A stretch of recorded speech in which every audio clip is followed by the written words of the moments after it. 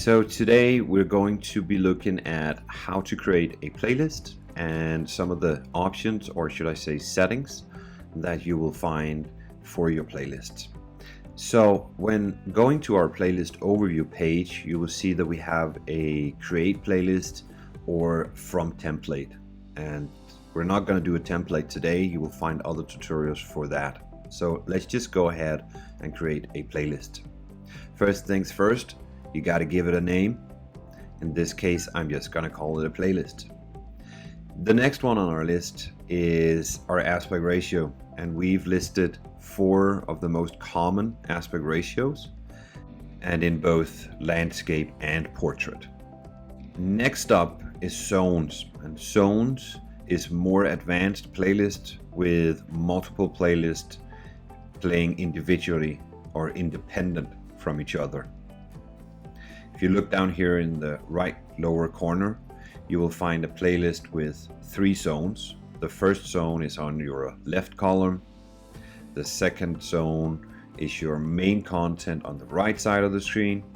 And then in the lower section, you will have something similar to a footer. If you open up our advanced tab, you have additional settings. One of those being the aspect ratio of this playlist.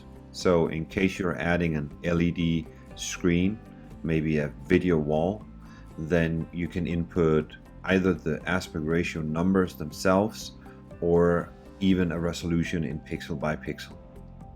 The last thing we can toggle on and off is randomizing our slides. So instead of slides going 1, 2, 3, so forth, the playlist will toggle between all of your slides in a predefined algorithm.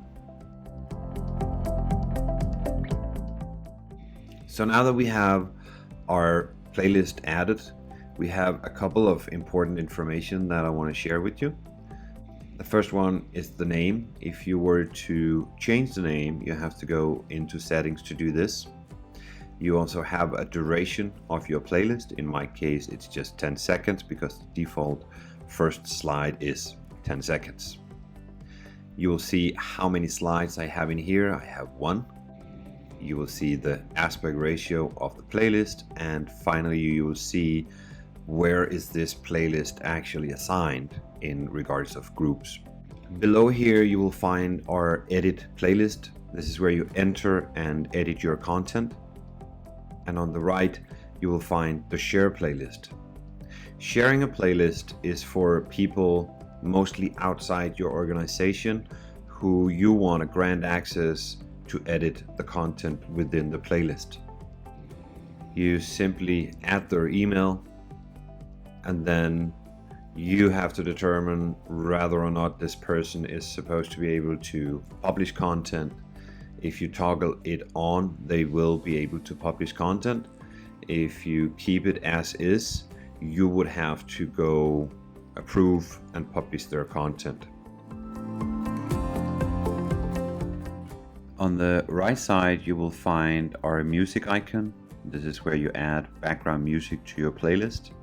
This will play throughout the whole playlist. You simply just drag from the left column to the right column to add whatever music you want to be playing in your background.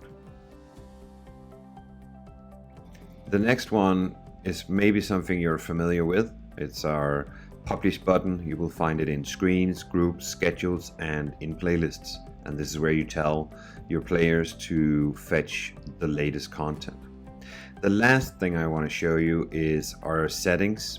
We've already created this playlist, and that gives us a couple of extra options. You of course have the name, the aspect ratio. Keep in mind that you will not be able to change the aspect ratio.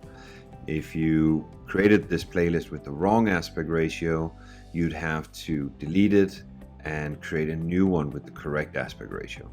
Randomizing slides you've already seen, but in addition, in the advanced tab, you will find a couple of extra options.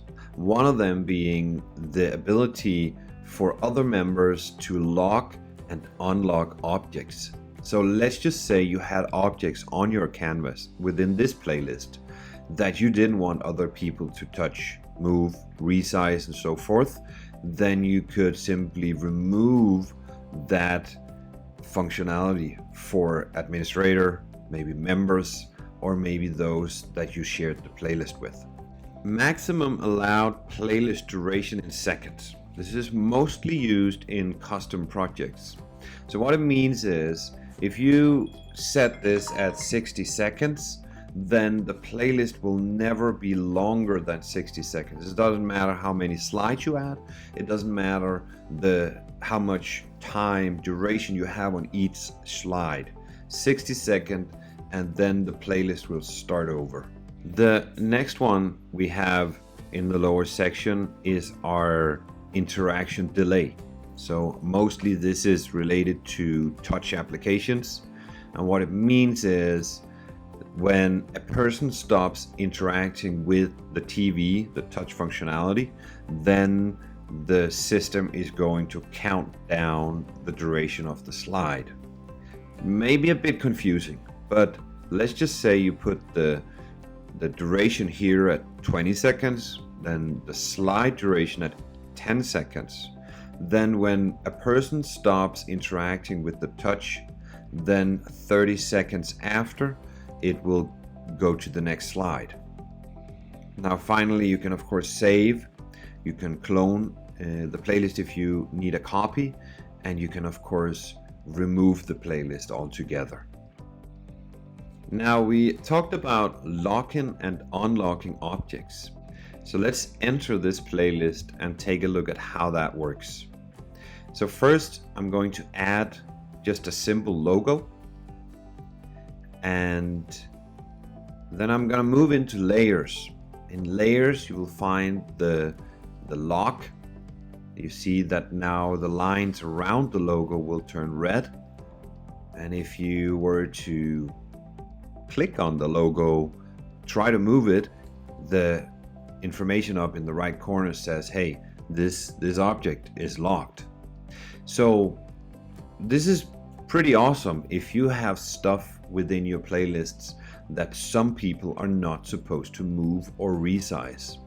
So of course the owner will always be able to unlock this object, but if you didn't grant the access to members or maybe those that the playlist are shared with, then they would not be able to unlock it, they would not be able to move it, and they would not be able to resize it.